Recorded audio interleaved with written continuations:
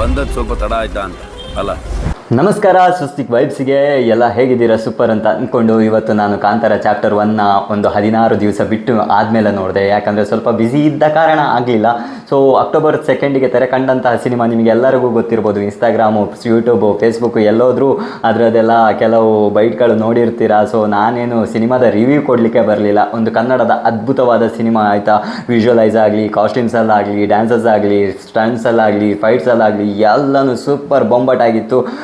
ಕನ್ನಡದ ನಾನು ಥಿಯೇಟರಲ್ಲಿ ಕೂತ್ಕೊಂಡು ನೋಡ್ತಾ ಇದ್ದಾಗ ನಿಜವಾಗ್ಲೂ ಪ್ರೌಡ್ ಫೀಲ್ ಆಯಿತು. ಇದೊಂದು ಕನ್ನಡದ ಸಿನಿಮಾ ಮಾರೆ, ಸೂಪರ್ ಆಗಿದೆ. ಈ ಥರ ಒಂದು ಸಿನಿಮಾ ಕನ್ನಡದಲ್ಲಿ ಎಕ್ಸ್ಪೆಕ್ಟ್ ಮಾಡ್ತಾ ಇದ್ದೀವಿ ನಾವು, ಯಾರಿಗೂ ಕಮ್ಮಿ ಇಲ್ಲ ಅನ್ನೋಂಥ ಪ್ರೌಡ್ ಫೀಲ್ ಆಯಿತು. ರಿಷಬ್ ಶೆಟ್ಟಿ ಸರು ಅದ್ಭುತವಾದ ನಟನೆಯನ್ನು ಮಾಡಿದ್ದಾರೆ. ಆ್ಯಂಡ್ ಅದರಲ್ಲಿ ಓವರಾಲ್ ಒಂದೊಂದು ಸೀನೆಲ್ಲ ಒಂದು ಎಷ್ಟು ಜನ ಮಾರೆ, ಒಂದು 30, 20, 40 ಜನನೆಲ್ಲ ಇಟ್ಕೊಂಡು ಒಂದು ಆ್ಯಕ್ಟಿಂಗ್ ತೆಗಿಬೇಕಾದ್ರೆ, ಕಂಟಿನ್ಯೂಸ್ ಶೂಟ್ ಮಾಡಬೇಕಾದ್ರೆ ಎಷ್ಟು ಕಷ್ಟ ಇರುತ್ತೆ ಅಂತ ನನಗೂ ಗೊತ್ತಿದೆ.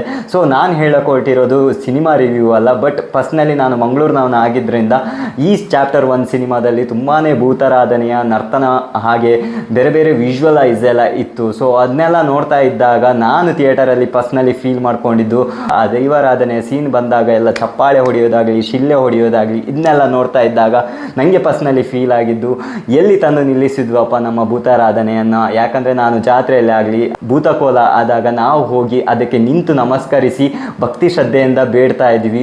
ನಾವು ಏನು ಬೇಡಿರ್ತೀವಿ ಅದು ಕೆಲವು ಇಷ್ಟಾರ್ಥಗಳು ಫಲಿಸಿದೆ ಕೂಡ. ಸೊ ಅಂಥ ಒಂದು ದೈವಾರಾಧನೆಯನ್ನು ಇವರು ಶಿಳ್ಳೆ ಹೊಡ್ಕೊಂಡು, ಚಪ್ಪಾಳೆ ಹೊಡ್ಕೊಂಡು, ಹೊರಗಡೆ ಬಂದು ಡೊಂಬರಾಟ ಮಾಡಿಕೊಂಡು, ಆ ಸೌಂಡಿಗೆಲ್ಲ ಡ್ಯಾನ್ಸ್ ಮಾಡಿಕೊಂಡು, ಇದನ್ನೆಲ್ಲ ನೋಡಿದಾಗ ನನಗೆ ನಿಜವಾಗ್ಲೂ ಎಲ್ಲಿ ತಂದು ನಿಲ್ಲಿಸಿದ್ವಪ್ಪ ನಮ್ಮ ಒಂದು ಭೂತಕೋಲದ ದೈವಾರಾಧನೆಯನ್ನು ಅಂತ ಅನಿಸ್ತು.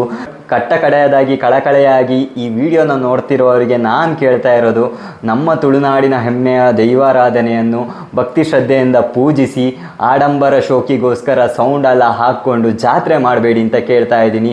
ಕಾಂತಾರ ಚಾಪ್ಟರ್ 1ನ ನೀವೆಷ್ಟು ಇಷ್ಟಪಟ್ಟು ಗೆಲ್ಲಿಸಿದ್ರ ಅದು ನನಗೂ ಹೆಮ್ಮೆ ಇದೆ, ನಮ್ಮ ಕನ್ನಡ ಸಿನಿಮಾ.